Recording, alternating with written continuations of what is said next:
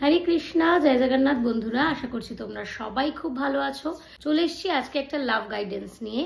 আর আজকে দেখে নেব এই মুহূর্তে তোমার পার্টনার তোমাদের রিলেশন নিয়ে ঠিক কি ভাবতে চলেছে, আর সেটাই তোমাদের সামনে আনবো।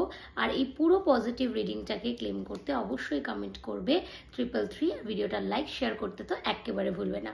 এখানে আমি 3টে কার্ড পিক করে নিয়েছি, 3টে কার্ডের মধ্যেই রয়েছে সেই মেসেজ। চলো দেখে নেওয়া যাক।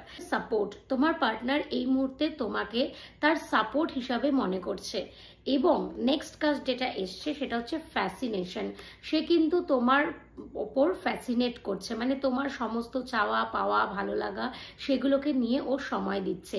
আর শুধু তাই নয়, এই আলটিমেট কার্ডটাও কিন্তু তার সাথে চিন্তায় রয়েছে।